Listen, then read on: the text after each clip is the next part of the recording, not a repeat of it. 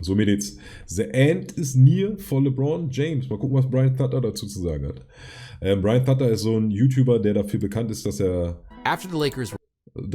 Verletzungen und sowas analysiert. Er hat auch ein sehr, sehr gutes logisches Verständnis von Menschen und von Aussagen. Deswegen gucken wir mal, was er dazu sagt. The end is near for LeBron James. Bin ich mal gespannt. Were swept by the Denver Nuggets. LeBron James expressed some uncertainty about his future in the NBA. A lot of people think this is crazy and he still has a number of competitive seasons ahead of him, but I think we really have to start accepting that this might be the beginning of the end for LeBron. Welcome back, everybody. I'm Dr. Brian Sutter, and if you're new to the channel, my goal here is to teach you about the medical side of the sports world. So if that kind of thing interests you, then please consider subscribing to help support the channel. Also ich habe ihn damals subscribed, weil er auf jeden Fall auch die Derrick Rose Verletzung aufgedröselt hat, Digga. I want to examine where LeBron is from a health standpoint at this time in his career. Most reasonable NBA fans would accept that LeBron is at a different stage in his career, but I don't think most people have accepted the reality of really where he is and how quickly this could end. But that's okay, and honestly should be the expectation based on some fundamental facts about medicine and the human body and looking back at LeBron's career. I want to start short term with LeBron's foot injury, and then we'll go a little bit more big picture with his overall career and look at some statistics about his minutes played and talk about some real fundamental biology. This, of course, was the play where LeBron injured his right foot. And at the time, I was honestly pretty stumped. I went back and forth with what this could have been. We came to learn that it was actually a tendon injury in LeBron's foot. There's, of course, that great story about how he saw multiple doctors. They recommended surgery, but then he went to the LeBron James of feet, whoever that might be, who said he didn't need surgery and continued playing on it. Earlier this week, he told some reporters that he was going to get an MRI to see if the tendon had healed and then consider whether or not to have a surgery. It was the right foot, and even looking back at this play in hindsight with everything that we know now, I still have a hard time really knowing fully what tendon this could be. We'll look with our anatomy tool just how many tendons there are throughout the foot and the ankle. The only thing, maybe looking back, there's a little bit of some inversion where that ankle rolls outward a little bit that might stretch more of the tendons on the outside of the foot. But they're still, looking back, knowing it was a tendon injury, it's really hard to say exactly which tendon might have been. Sah jetzt nicht so dolle wild aus, ja, Kuss für den Leuk, Bruder. Specifically involved. With our biodigital anatomy tool here, what I've done is shown all the different muscles around the ankle and in the foot. And as you can see, there are a lot of them. The tendon, of course, is the part of the muscle unit that connects the muscle to the bone. Ligaments connect bones to bones, but tendons connect muscles to bones. What I was talking about with that little bit of inversion that LeBron gets, there's two tendons on the outside of the ankle called the peroneus longus and the peroneus brevis, highlighted here in yellow, these big long tendons that wrap around the outside of our ankle, bone prominence called the lateral malleolus, and they're really important to help stabilize our ankle whenever we have something like an ankle sprain. Ich glaube, die habe ich schon gar nicht mehr. Certainly, Geht das? you can have some little partial thickness tears, what we call like a longitudinal split tear, where there's just a small little tear running through this tendon. But if one of these tendons had completely torn or avulsed off of the bone, I'd find it hard to believe that LeBron would have even been functional enough to continue playing. Okay. Vielleicht ist es doch nicht bei mir weg. So I think any of these tendons throughout the foot that we're talking about, whether it's one of these muscles that originates higher up in the leg with a long tendon that goes down to cross the ankle, or if it's any of these multiple layers of muscles and tendons in his foot that would have been torn. When we talk about just severity of a tendon injury, of course, a grade 1 is going to be just a little bit of a strain. Grade 2 may be a more significant partial tear versus grade 3, a big full rupture. I find it hard to believe that LeBron was playing with any sort of true rupture, because when we get ruptures of tendons, we start to lose function. And despite being somewhat limited, LeBron still could have bursts of good function. And no matter how well you can compensate. Das stimmt halt auch, ne? Da kann man sagen, was man will, aber auch obwohl er halt verletzt war, hat er immer noch sehr, sehr gute Aktionen geliefert und sah jetzt auch nicht so aus, als wenn er da irgendwie dolle beeinträchtigt wäre. Pain, if you just completely cut a tendon, you're going to lose the. Mich würde mal interessieren, ob irgendwelche NBA-Spieler halt wirklich auch zu ihm hingehen, um Medical Advice zu bekommen, oder ob er halt wirklich nur jemand ist, der von außen alles anguckt. Function. Now, there are some smaller types of tendon injuries, like a turf toe, for example, which can involve this tendon out here at the undersurface of the big toe that maybe you could brace enough, support enough if there was a significant injury. So there are some throughout the foot, but overall I will say that the report of him maybe having surgery doesn't really concern me for his long-term health. I think just the fact that he suffered this tendon injury is a bigger deal, but whether or not he has surgery, I don't really think of as being a big determinant with things going forward. Next, I want to zoom out and look a little bit more big picture with. Also um ganz kurz zusammenzufassen, es ist nicht interessant, ob er jetzt überhaupt eine Operation bekommt oder nicht. Das wird wahrscheinlich nicht über sein Karriereende bestimmt. With LeBron's overall career and health. But first, a quick shout out and a word from the sponsor of today's video. This video is sponsored by Tommy John. If there's such a thing as having underwear game, mine was seriously lacking before I plays at such a high level to the fact that LeBron plays at such a high level this many seasons into his career that we really do take it for granted. I love listening to Kevin O'Connor with The Ringer, and he always talks about don't take LeBron for granted. And I think we've just come to expect this really high level of the LeBron of old, despite where the objective facts are with where he's at in his career. The fact of the matter is this happens to every single athlete, where they eventually reach a point in their career where their bodies just don't hold up and they're not competing at the same level.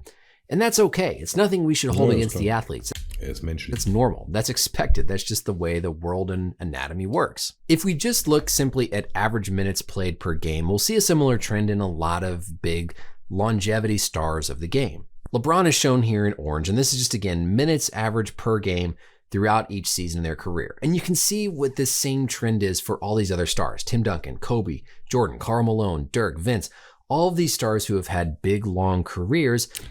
Aber hätte man die Sachen auch schon einzeln einfarben können, weil ich weiß jetzt nicht, wer wo ist, Digga. Aber ich kann mir vorstellen, dass das hier Dirk Nowitzki ist. Oder hat direkt hier oben bei 38 oder so angefangen. Have had this same trajectory where the longer they get in their career, the fewer minutes they play, as their body just can't hold up to the workload and their skill and performance drop. A lot of times there are injuries that we can identify within these trends in terms of when we might see decreases in minutes or time played. And if we look at LeBron in his first stint with Cleveland, he only missed around 4.5% of his games. Things were pretty good, no major injuries. When he was in Miami, he missed around 5.7% of his games. Back with the Cavaliers, a little bit higher, 8%. But this recent stretch where he's been with the Lakers, he's missed over a quarter of his games. And that's been because of these more significant injuries. In the 18-19 season, of course, he had the groin strain that held him out for a while. He then dealt with the high ankle sprain, and then most recently this past season, of course, the foot injury. And so when we look at this, there's no reason to expect that normal biology and science is just going to reverse course and suddenly LeBron is going to change directions here and be playing a high percentage of minutes in a high percentage of these games in the next couple of seasons if he continues playing. But again, that's okay. That's the norm. That's what we should expect. And I don't say all this as a knock against LeBron. I say all of this to just look at examining the facts, examining the science, to give people that peace of mind that this is normal. Like, we shouldn't be expecting to see the same LeBron out there on the court. As our bodies age, our tissues just fundamentally are not as capable of maintaining that load and recovering at the same rate as when we were younger. The first phase of any injury, whether it's a muscle, a tendon, a ligament, is the inflammatory phase, where we've got that initial injury, that initial trauma to the ligament.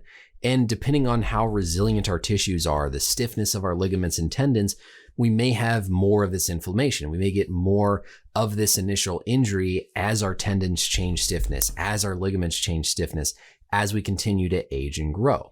The next phase is this proliferation phase, where now we have new cells trying to come in and help develop new muscle, help to regenerate and heal those ligament and tendon collagen fibers. But as we age, we lose that regenerative capability. And then the final phase is the remodeling. This is where everything sort of gets reorganized and looks more like that normal healthy tissue. And this phase can take even longer as well. So it's not just that people can't tolerate pain as they age, is that fundamentally the healing processes within our body aren't as efficient. They're not as reliable. Our tissues can't maintain the same amount of load. Also je älter wir sind, desto länger brauchen wir uns, um uns wieder von irgendwelchen Verletzungen zu erholen. It's fact that as we age, tendons will typically get stiffer, and that affects how resilient they are to load, and there's nothing you can do about that no matter how much money you have or how much rehab you're able to do ahead of time. No matter what we do, we will never defeat Mother Nature, and LeBron knows this himself. In fact, he made some comments a number of years ago that I even talked about how he'll never be back to 100%. He then talked about those comments in an episode of The Shop where he said, man, I just sometimes get up out of bed in the morning and I ache, and it's like, what the heck did I even do? he realizes in his career right now that his body is not the same as it was 10 years ago. And I think he's been trying to step aside and not be that same star, but this is getting into the basketball fan in me. There's just been nobody else. Sadie hasn't been able to step up and be the star in his place, and so that load gets put back on LeBron. The part of this that worries me is that sometimes when these stars age, if they continue to play too long, we see something more catastrophic, or we see such a drop-off from their physical ability. Wollte ich gerade sagen, entweder werden sie richtig schlecht oder werden halt einfach nur richtig schlecht. That it almost makes us forget about what they were back at the peak of their career. I grew up a Colts fan, and so I had to see Peyton Manning in his noodle arm in Denver, and I really felt like it kind of took away from the rest of his Colts? Was denn das für ein Team? Career. My worry is the longer LeBron plays, not only do we risk seeing a decrement in his performance, but we risk seeing that more catastrophic injury, something like an ACL or an Achilles rupture, that is going to be more prevalent the older that you get. Right now, we're at that phase where I feel like we can get these heroic games from LeBron, but we're not going to get a heroic entire playoff stretch. As these years go by, those heroic games turn into heroic halves, which turn into heroic quarters, which turn into heroic stints. And again, this is all normal. This is all expected. Es gibt die Indianapolis Colts, aber das ist ein Football-Team. This is all part of how athletes age, and something that I think, again, LeBron is very aware of and trying to work through. It honestly wouldn't surprise me at all if he stepped away next season and didn't play. Maybe he gets a surgery on his foot, decides he's just going to walk away from the game for a year, let his body heal up, watch Bronny play in college, and then Ja, das kann ich mir auch gut vorstellen, dass er einfach jetzt die OP im Endeffekt sich nimmt, Digga, die Playoffs sind durch, er hat alles Wichtige abgearbeitet, sich das Jahr dann Zeit nimmt, um zu heilen und danach dann nochmal weiter. Try and come back the following season, depending on where Bronny is in the league, and kind of give it one last push. That would not Er ist auch schlau, Digga. Er weiß es auch, dass LeBron gerne mit seinem Sohn spielen will. Not surprise me at all, and would be a totally reasonable thing to do to try and get his body healed up and prepared if his ultimate goal is to play with his son, is to have that last 1 or 2 years of a final push. But with each of these seasons that go by, those ticky-tack types of injuries that typically you bounce back from in a couple of days start to take weeks. You have that risk of something more significant happening. And I think fans, we all need to be prepared for this. We all need to be expecting this. Be thankful for the time that we had with LeBron and cherish all these moments like we do see in Game 4 where he still is able to turn it on and be that stellar star. This is the unfortunate part of sports. It's the Vielleicht nicht mehr so häufig wie damals, aber er hat es immer noch in sich. Und guck mal, ich muss ganz ehrlich sagen, ihr seht das Bild hinter mir, ne? Das ist ein Michael Jordan-Bruder. Ich bin ganz klarer ein Michael Jordan-Fan. Aber LeBron, ein krasser Typ, und würde der nicht mehr im Game dabei sein, dann würde der echt ein sehr, sehr großer Part der NBA fehlen einfach. How athletes age, and thankfully people like LeBron are lucky enough to be more resilient than others and put in that hard work. But this is still coming. You still can't fight Mother Nature, and it wouldn't surprise me at all if we really are at that tail end where if he comes back, we could see an even more drastic drop. Don't be surprised, accept it, understand that that's normal, and it's completely okay. So that's it for the video, everybody. Let me know. Also er sagt, wir sollen, wenn LeBron nach dem Ding überhaupt nochmal wiederkommt, ne, und nicht schon danach jetzt sagt, Digga, okay, ich werde es einmal entspannt machen. Also er denkt wahrscheinlich, dass er jetzt ein Jahr Pause macht, um zu heilen, und danach dann wiederkommt. Aber er sagt auch von vornherein, dass wir das alles sehr menschlich angehen sollen und uns nicht wundern sollen, wenn er einen immensen Drop-Off hat, weil er dann halt, wenn er das ja jetzt sogar noch schon Pause macht, wirklich erst 40 Jahre alt ist, wenn er dann wiederkommt, ne? Nächstes Jahr oder übernächstes Jahr so. Brian Sutter, gute Videos, immer wieder, kann ich nichts sagen.